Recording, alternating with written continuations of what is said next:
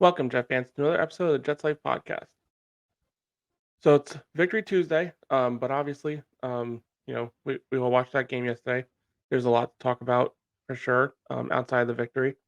Obviously, I want to start this off as positive as possible. I'll talk about the victory first, and then we'll get into some of the bad news that we've all been kind of, you know, dealing with for the past 12 hours since really the injury happened. But I'll start off with the game itself. Jets win 22-16.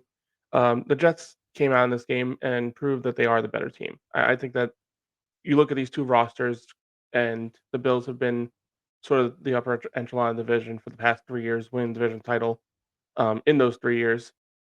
And the Jets have progressively gotten better over the past 3 years with an influx of young talent through the draft. It's all been documented for sure. And the Jets came in this game and, in a situation where, they basically faced adversity within the first four plays of the game. They were able to not only win this game, but they were trailing 13-3 at the half. Things did not look pleasant at all from the way that the first half went. But this defense showed up as I expected them. I predicted the Jets would get 14 points. I was off on that prediction in this game. Jets ended up giving 16 on that late field goal, that doink in on the 50-yard attempt by Bass. But this defense, it came to play today, and more than I even expected. The big knock that we had in this defense from last year, not that it's a huge one, was they were a great defense, but they lacked the turnover plays, the big game changing defensive plays that you expect those upper defenses to do. Um, just right off the bat, they come in and have a four turnover game, three interceptions of Josh Allen, and a fumble late in the game after I believe it was after the Jets had taken the lead, or sorry, tied at 13-13. They get the fumble and put themselves right in field goal range to try and wind out the clock. But you look at this defense, three interceptions by Jordan Whitehead. Here's another guy that I think has faced a little bit of scrutiny based on his performance last year. Yes, it wasn't up to the standards that it was in Tampa Bay. Maybe had a little bit of a down year last year, but Robert Saleh has been praising this guy throughout the duration of training camp. Has kind of pointed out that a lot of dropped interceptions last year, and if he doesn't drop those interceptions, he's having a Pro Bowl type of season. And right off the bat, this game, three major interceptions when this team needed it. Couple of them, were deep passes. Josh Allen basically kind of punting more or less, but that wasn't his intention. I believe he had Diggs on one of the deep ones, and I think actually both of the deep passes were targets for Diggs. And then an in cutting route, or sorry, an out route that he cut off on a pass to Gabriel Davis. Really, big moments in this game. This fan base was electric going into this game, and every one of you Jet fans that went there and gave your heart and soul, and paid your hard-earned money to be at this event. You guys were heard you know from miles away. It was such an amazing environment, and with all the adversity that was it hit us too. Um, we all had our moments, and I personally like it. You got a little dark for a minute because this was a season that we were just super hyped for, and each one of those interceptions we got louder. Every one of those turnovers we got louder. Five sacks by this defense, one for Jermaine Johnson, one for Al Woods, two for Quentin Jefferson, and then missing somebody on my notes. Oh, JFM also got a sack in this game as well. So huge defensive performance, holding the Buffalo Bills to under 20 points again in this game. It just speaks volumes to what Robert Saleh has done with this defense over the past 3 years as a head coach. That first year was absolutely terrible. It was awful. This defense was record, like, historically bad. Now, within 2 years, an amazing draft class last year, um, and two off seasons under him and Joe Douglas's belt together. After that, you know, terrible defensive showing in his first year as a head coach. This defense isn't just good. This defense is great, and not even just great. This defense is Super Bowl caliber. Right off the bat, you see it. This defense can stop. the best in the league. Big tests coming up. We have Dallas coming up. We have a game against New England, which that offense looked a little bit improved. Granted, I think that the Eagles kind of put their foot off the gas in that game and allowed for the Patriots to kind of storm back a little bit and make it interesting. Um, and then obviously, the weeks 4, 5, and 6, got good offenses coming there too with the Chiefs, Broncos, and then the Eagles in week 6. So, big test. This defense is going to come right out of the gate, as we saw yesterday, and have major opponents. But we can stand to punch with any of these teams. Quincy Williams is by far someone I have to shout out. Here's a guy that came over on waivers a couple years ago from the Jacksonville Jaguars, and every single year he has been here, he has gotten better and better and better. The Jets just signed him to a 3-year extension in the offseason, and he has been worth every single penny of that. This game, 10 tackles, and it's not tackles downfield. This guy is diagnosing short passes and getting out there in space, making tackles, making big hits. You can almost guarantee if the Jets are having a good defensive game, this guy has made 1 or 2 major hits that you can hear from the top rows in the stadiums. This guy is every bit worth what it took to bring him in here on that extension. And for for what it's worth, if that helped for Quentin Williams to get a little bit of a hometown discount on that $96 million contract, or just more of an incentive for Quentin Williams to come back. It's just the cherry on top of that. So Quincy Williams, just monster game. Jordan Whitehead, like I said, this defense, needed turnovers, and he got 3 of them. Quinton Williams recovered the fumble by Josh Allen, which was forced on a major hit by Michael Clemens. So that walk up with the Lucille bat has a little bit more of a connotation there than it did in the past. But just huge performance by his defense. Came in, showed up in the overtime period, forcing Josh Allen to a 3 and out type of situation. That was amazing coverage on DJ Reed to make the last major defensive play. Um, Josh Allen threw it on the outside where it needed to go because DJ Reed had amazing coverage. The throw was a little bit off to the outside. A good pass probably gets in there, but the way this defense has been playing Josh Allen, it's frustrating him. He is obviously frustrated. You could tell after the game.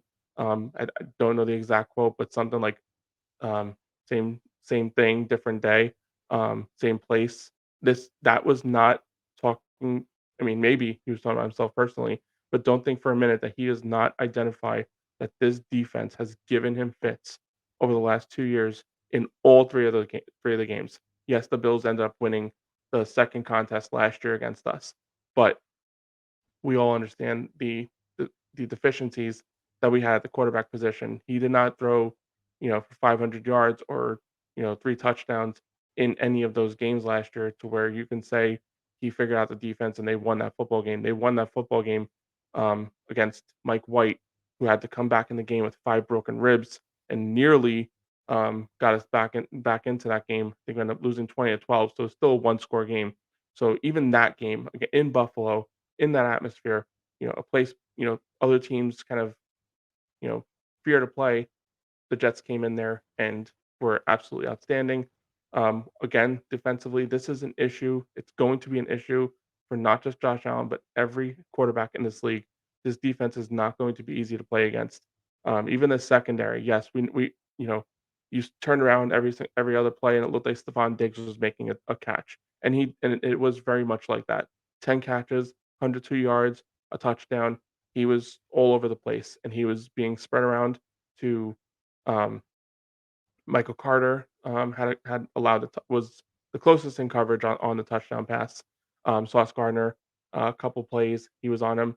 Sauce Gardner also forced a push off on an offensive pass interference on the fourth quarter drive at the end of the game, and DJ Reed was on Stephon Diggs a couple of plays on that game tying drive as well. So when you look at it overall, like I said, Stephon Diggs had his game, but outside of that, the rest of this receiving room for the Bills, not a single player over 32 yards. Then Gabriel Davis had 2 catches for 32 yards.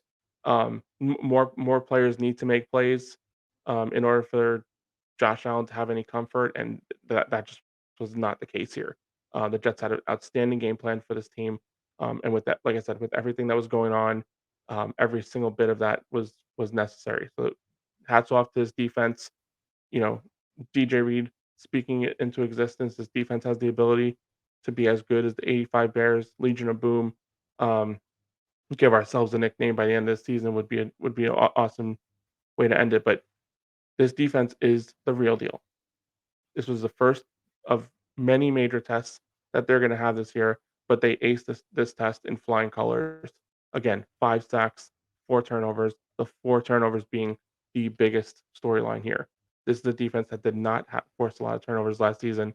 Is this a sign of things to come, or was it just a you know, catching the Bills on a bad day? Not really sure. But, that Josh Allen made some bonehead throws in that game. Those 2 of those deep shots were just unnecessary, and then that, pass outside to Gabe Davis should have been more to the outside. He made a bad throw. This defensive line was all over him, in this game. So, right, I mean, it makes sense for him to be a little bit errant with his throws. So, you talk about the defense. Let's go over to the offense side of the ball. Brees Hall was just a beast, to say the least. In his first game back from a major ACL injury that ended his season last year when he was having a fantastic season, you went into this game and all you really wanted to see was, does he still have that burst? Does he still have that speed? Can he still make that cut? And he answered every single one of those questions. So he had 11 touches on this game, 10 carries for 127 yards and 1 catch for 20 yards. He was the majority of this offense. When the offense needed a big play, he was the one to make it very out of the gate. He had that long run down the left sideline, and then later in the game, after after the Bills hit the first field goal, the Jets are backed up, and he runs for 83 yards up the right side, kind of dividing through the middle of the field before eventually cutting it to the right side. Before he ran out of gas, 83-yard run. You'd like to see him down the road, kind of get his legs back, get his wind back, and be able to take that distance. But not many situations you would hope that he would have to run 83 plus yards on a given play. But granted, we had settled for a field goal on that drive, to tie it up 3-3. So outstanding game by Brees Hall. Super excited for this guy. Super proud of him for going through this whole.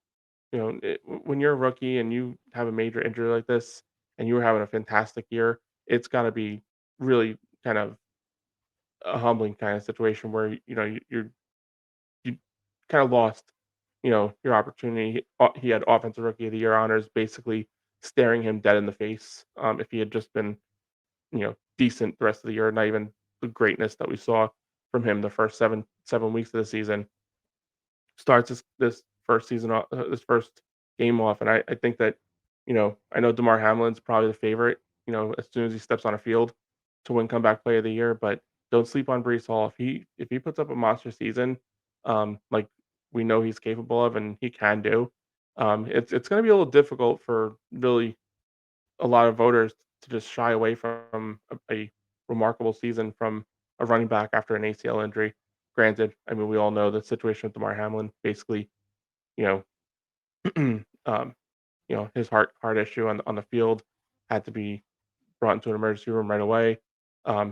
Him playing football at all is a comeback story in its own right. So I don't think that there's really much to say on that aspect of it, other than Brees Hall just having a fantastic year in a comeback type of situation is just fantastic, and what this fan base really needs to see from him. Um, Offensively as well, and we know what Garrett Wilson is. We all had high hopes for him this season. After an 1,100-yard rookie season, I think we, kind of looked at the addition of a Hall of Fame quarterback, and this guy would elevate Garrett Wilson's game to a elite level, because we know what Garrett Wilson is capable of. We've seen him kind of making outstanding plays, just not enough touches, um, and not enough focal point of this offense, as he should be. And in this game, 5 catches, 34 yards, and that out just ridiculous catch on on the touchdown. It was really a poor throw by Zach Wilson. Should have been to the outside shoulder. It's kind of where it should have gone. It goes more to the inside, pretty much like he's throwing it to Tre'Davious White. Um, so Garrett Wilson kind of has the wherewithal to kind of try and break it up and just bat it to like the outside and just kept his concentration, grabbed on the ball, and made that outstanding touchdown. I was speechless on that. That was it wasn't necessarily the Odell Beckham catch from his rookie year with the Giants, but man, I mean, talk about just an outstanding play on a pretty solid corner. Tre'Davious White. I mean, we know his best days were probably behind him as an All Pro corner, and then had his injury a couple years ago. Hasn't been the same since. Garrett Wilson has had good games against Tre'Davious White, and that touchdown was just pure playmaking ability, just being able to have the concentration to bring that touchdown in when the team needed it the most. We were down by a touchdown right there. He hauls that in to tie the game up. Got that fan base, got that crowd back up and going again. And shortly thereafter, we talked about it earlier. Josh Allen fumbling the ball to give the Jets put the Jets pretty much in field goal range right there. And the Jets would hit that field goal. We talked about it as well. Josh Allen, Stephon Diggs basically orchestrated a drive that got them into field goal range. That 50-yard field goal by Bass hit the upright and bounced in, and then we got into overtime. Quick three and out on that overtime possession. DJ Reed with amazing coverage on on Stephon Diggs. Again, Josh Allen kind of more to the outside on that pass than he needed to be. Perfect ball probably gets in there and brings up a fourth and short decision situation. But again, this defensive line, this defense as a whole, creating fits, creating frustration for Josh Allen, and the ball falls incomplete, putting them in a must punt situation, and it led to probably one of the best plays that I've seen in a very long time. Um, a punt to Xavier Gipson. He catches it with enough time to assess the situation. Kind of has a little fake to the right, and then basically lures the entire Bills defense over to that side of the field before cutting up onto the other side of the field. I think it was Ryan Clark in the post game show that really gave like a good paint up of what this play was and kind of dissected the play, so you could see him kind of moving to the right side of the field and basically building a wall behind the eventual cutback lane. You see all the Bills players and then just a stream, like almost like a like Red Sea of jet defenders just kind of all lined up with 3 lead blockers, and he takes advantage, cuts it upfield. And here's a guy, I mean, we know we watched Hard Knocks. We know the story around this guy, but, you know, you were hearing positive things about this guy from, the get-go that, his value on special teams. And to think in his very first game when he was definitely a 53-man kind of potential casualty for him to not only make the team, but in his first game as a starter, um, put up an electric, just, this is going to be an all-time moment for a lot of Jet fans. Anyone who's there, it's basically just, you know, we all understand what the night was. We understand, what the news we're trying to we're waiting, hoping it doesn't come and hoping for whatever optimism that we could possibly have in this type of situation. But in a situation where this whole fan base was down, we needed somebody to make a big play. And here comes Xavier Gipson with the best play I've seen in a very long time. A punt return for a touchdown in overtime to ice the game against the three-time AFC East defending champions. Um, Kind of really cement ourselves as still one of the top teams in this league. Not a team that teams aren't going to look at us and say we can take them lightly at all. We have our deficiency, and it's a major one. And how we go the rest of the season with that is going to be a big question mark. But um, Jets win a big game at home in front of that fan base. I don't like to paint things as must win, especially in week one. But when you look at the situation we're in, when you look at the next 5 games, who we're playing against, I think that we understand wins are going to be very valuable over the course of these next 5 games, and however we can get a win, whatever it takes to get these wins, you know, hats off to this team. It was a true team win. I mean, I went through a few players and I've missed many. Haven't really talked at all about CJ Mosley and his, what he does for this team as a leader. Uh, you know, talked a little bit about Quinn Williams on about that fumble recovery, but this guy's all over the field. He is a problem for offensive lines to contain. He frees up players like JFN to be able to get a sack. He frees up players like Jermaine Johnson to be able to get a sack. Bryce Huff did not have a sack in this game, but he frees all these players up because when he is on the field, you cannot leave him in a one-on-one situation because he will wreak havoc. You have to double this guy. He is, and they said it on the broadcast yesterday. He is reaching the height, the star factor of a guy like Aaron Donald, like Chris Jones. He is really in that upper tier of interior defensive linemen, and we are so lucky to have him. I mean, for for what it's worth, I mean, Mike McCagnon did not draft many players well. Here is probably the only player that he drafted well, and the only player in the McCagnon era to earn a legitimate second contract with the team. Super proud of him for in just you know sticking around through this whole rebuild. I mean, it can't be said light enough. I mean, I didn't really expect this guy to kind of cry about whatever, but we've seen it so many times with players that we've fallen in love with, whatever, as fans.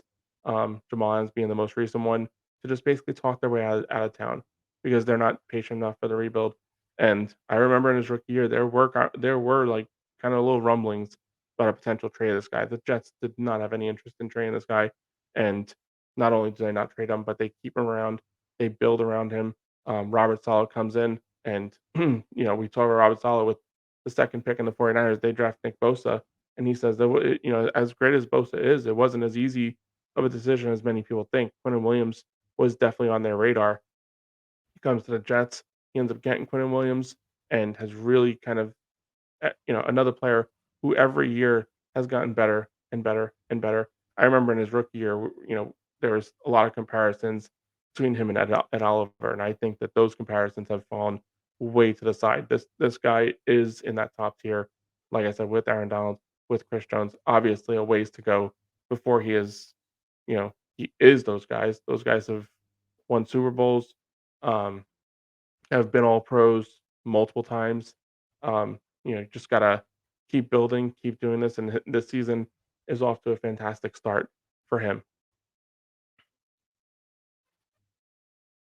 Okay, a lot of the positives went through pretty much all I had on the positives. Now it's time to get real. Um, Checking my phone, don't see any updates yet.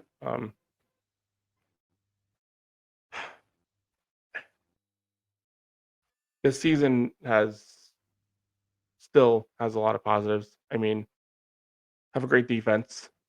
We have a solid running game with 3, 4 if you want to count Izzy as far as pretty good running backs. Um, Elite playmakers. Garrett Wilson, Alan Lazard is a awesome complementary piece to have on this offense, but we have a major hole now. If I'm still praying that everyone's wrong, just like last year. Everyone claimed Zach Wilson's ACL was done. He was done for the year after that Eagles game. He ends up coming back. Obviously, it was just a minor meniscus. It's hard to stay optimistic when you see what's out there on this whole thing. But Aaron Rodgers had to lead the game. 4 plays into the game, with what was being described throughout as a ankle injury, and slowly throughout the night as the night progressed, the Achilles started coming up. videos have surfaced that, you know, I'm no doctor, but appear like something funky happened back there. Um, and should worst case scenario be the case, he would be out for the rest of the season. And generally speaking, the recovery timeline on something like this is 8 to 12 months, which 8 to 12 months puts us in next season. So, you know, a season with so much promise, season with this defense to have the opportunity with a Hall of Fame quarterback that just won two of the last three MVPs. Um, Mahomes winning the last one, obviously, and then him winning back to back the 2 years prior. You know, the optimism was through the roof. Um, if not simply for a stat line, what he would have brought to this team. Just foreshadowing here, like just or predicting here. I mean, that game yesterday would have been 22-16. Let's just be real on that one. If Zach Wilson was able to score 22, well, I mean, obviously we had the punt return, but if Zach Wilson led team was able to get 22 points out of this with overtime, I mean, I think my prediction of 31-17 or 34-17, whatever I ended with, I forget, would have been, or I think it was 31-14 is what I said. I think that would have been highly accurate. Um, the Jets were a better team. They just simply were. Never got in that situation where they were able to pin their ears back. Um, in that fourth quarter drive, you would like to see the pass rush step up a little bit more, and maybe close the game instead of kind of what ended up happening, bring it to overtime and having to win it there. We would like to see him close the game out in the fourth quarter, but nonetheless, this team, the expectations were through the roof. The word Super Bowl was being uttered in that locker room, which I mean, every team says, "Oh, we want to win the Super Bowl," but the way that this locker room and this coaching staff and this team was talking about it, it was real.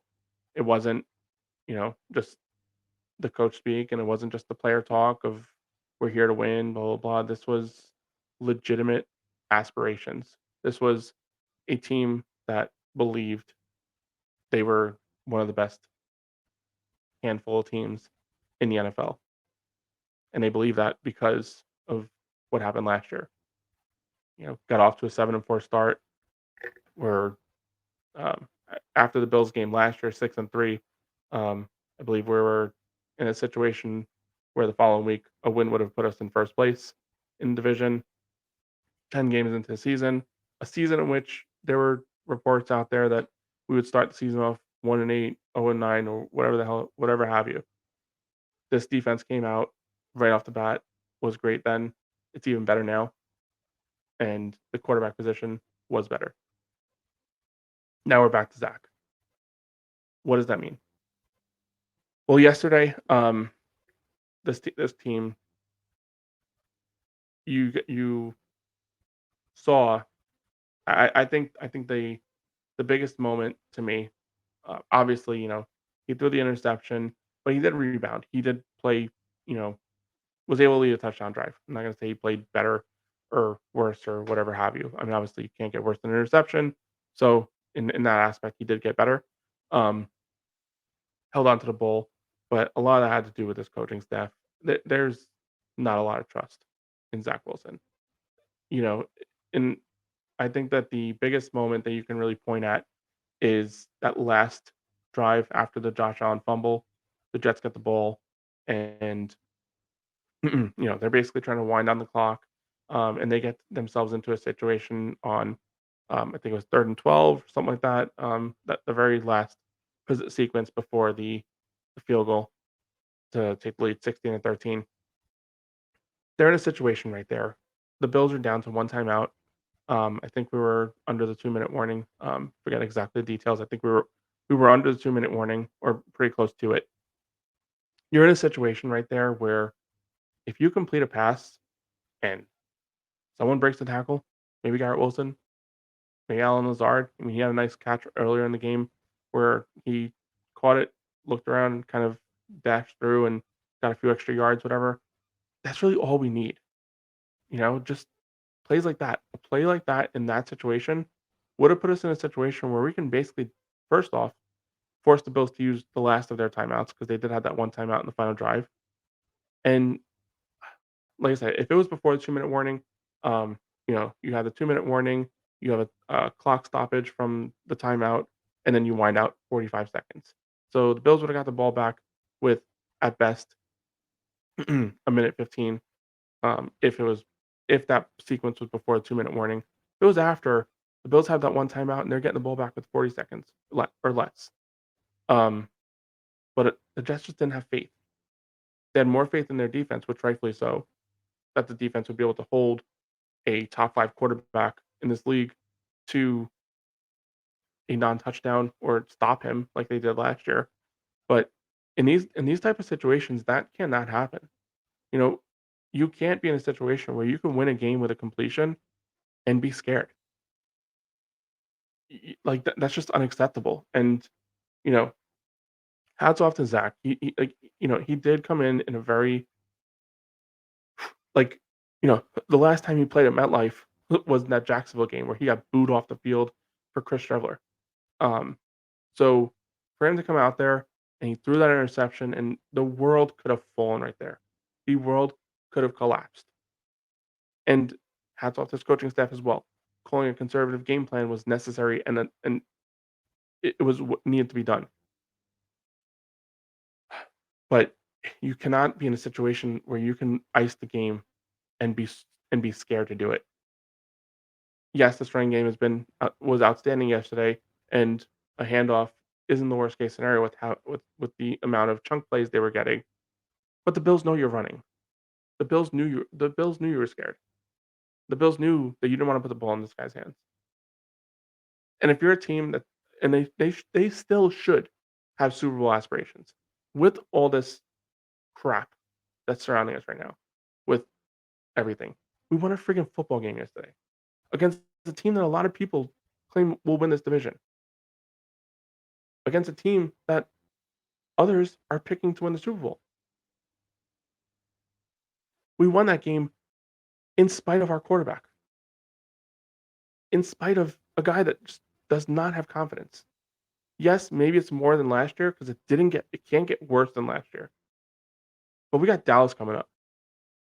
And what they did to the Giants last week, granted the Giants were not prepared.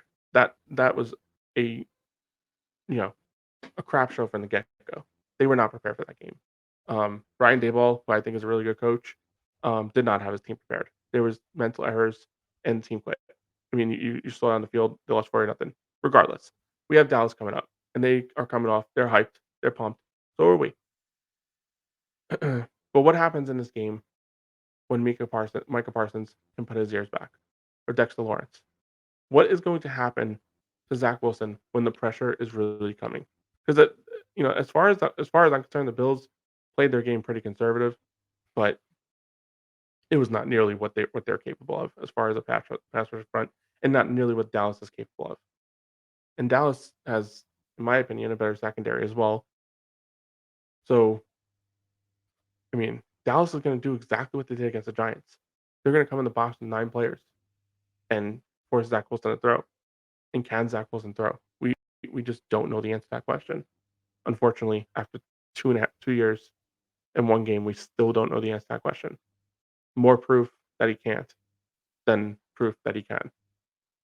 It is new coaching staff on the offense side of the ball. He has a guy with experience, a guy that's worked with a Hall of Fame quarterback in the past, a guy that has led Blake Bortles to an AFC Championship game with the Jaguars as an offensive play caller. Do all those factors kind of build? And don't forget too, this game plan was completely different than the game plan that they ran with. When you lose a Hall of Fame quarterback 4 plays into the game, and then go to Zach Wilson, obviously plans change.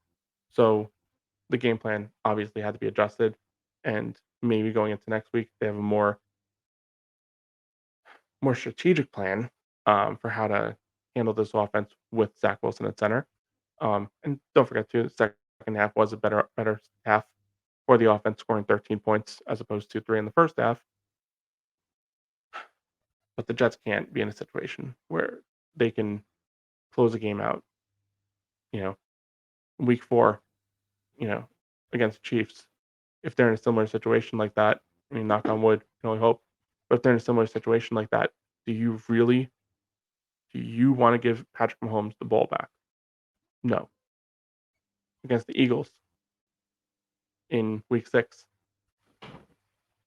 do you want to give Jalen Hurts the ball back with a chance to score with those receivers out there?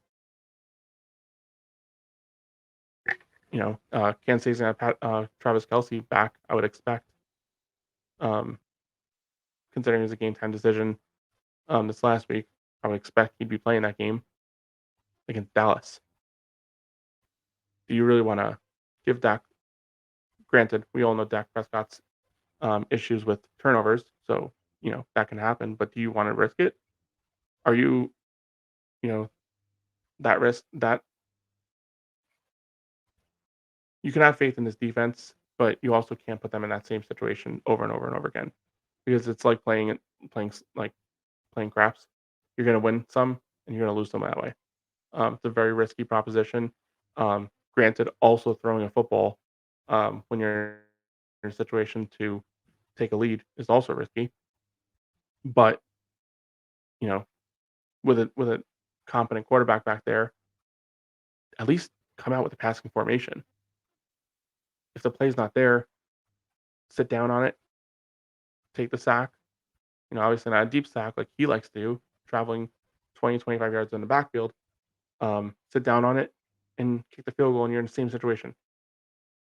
Running play has a little bit more opportunity to burst for a first down, sure. And if that would have happened, I'm not gonna say we wouldn't be having this conversation because you still ran a play on 3rd and 12 with an opportunity to win it with a completion. I mean, we're still having the same conversation. It just can't happen. I don't know how this goes from now until the rest of the season, but the terror is gonna. I mean, it's just gonna get more and more as other teams start to identify that this team does not have faith in this quarterback. They're gonna do exactly what happened last year. They will load the box and they will say, "This guy needs to beat us." And until Zach Wilson proves he can, they're gonna keep doing it, and we're gonna be having the same conversation every single week because as many plays as he's made just as many and more bad plays, and it got in his head last year. So again, um, geez, I hate the fact that we're on a victory Tuesday here, a huge win against the Bills, and just the air is just sucked out of us as a little bit of a fan base. But there are names out there, you know, that the Jets can potentially address. Jameis Winston's name's flying out there. He's available. Tom Brady's out there, but that's not happening. He just had his little ceremony thing with the Patriots. Plus, I think he's a part owner for the Raiders. I think there's got to be some sort of, um, you know, some sort of thing where he's not able to be an owner for one team and play for another. I could be wrong, but I mean that's definitely something keep an eye on there. You know, like I said, Jameis is out there. I mentioned Bortles going to AFC Championship. I mean, I'm not sitting here saying any of these quarterbacks are going to take us all the way. But if one of these guys can put you in a situation where on 3rd and 12, you can at least drop back and look and see if someone's open, it's something they have to look at. And they will. I have full expectations that the Jets are gonna, I think they'd like to give Zach Wilson another week, another couple weeks possibly. But if this thing doesn't get better soon for him, better to the point where to the standard of this what this defense is, we just need this guy to be average. That's all we need. We don't need him to be Patrick Mahomes. Be awesome. Not likely.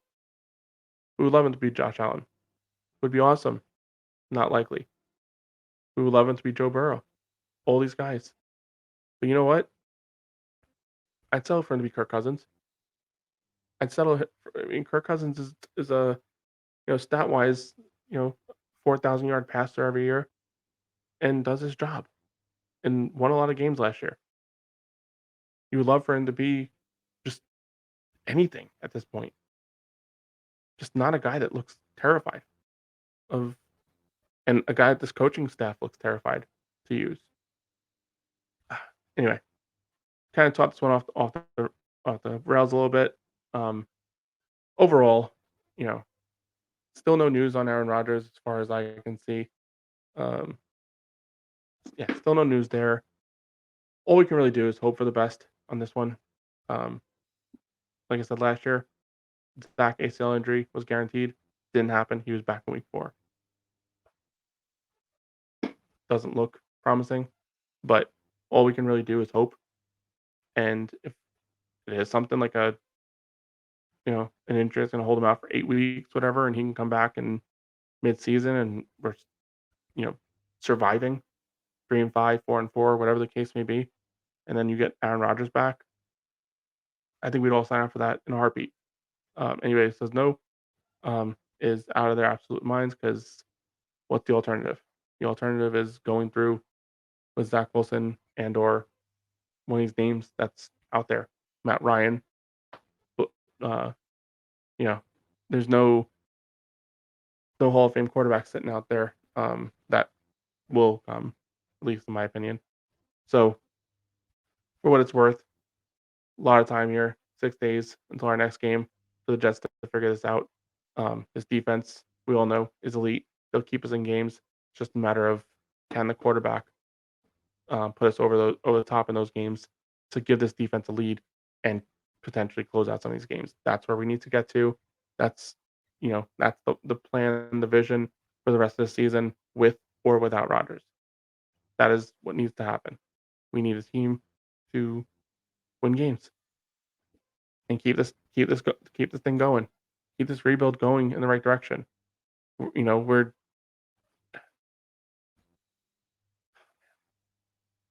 it's so hard to be positive, but I'm really trying. So with all that, if you haven't already, please. I know this was a very somber and very sad, um, you know, podcast video. Um, but let's try and keep it positive. This team is 1-0. We beat a very good football team. The Bills are no joke. Are they, do they have issues? Sure. But when you look at the league, you look at the top 5, 6 teams, the Bills are on there. And after a win like this with the quarterback that we had, I think it's very fair to say that the Jets are also squarely in that top 5 or 6 with or without Rodgers. It's going to take a lot for us to kind of maintain that. But I think after that week 1 performance by this team, a true team effort from all 3 phases, all we can really do, is look at what the cards that we've been dealt. And unfortunately, you know, we're dealing with 2-4 offsuit right here if you're talking about poker terms. The Jets have a really bad hand, but on the other side of it, you have playmakers and a great team. Just that one issue. So, like I said, if you haven't already, please like and subscribe to our channel or my channel here. Trying to build as much as I can, and let's try and stay as positive as we can. Hopefully, some good news comes out of Rodgers, although it looks unlikely. But let's just try and stay positive. Hope that something positive comes out of whatever is there.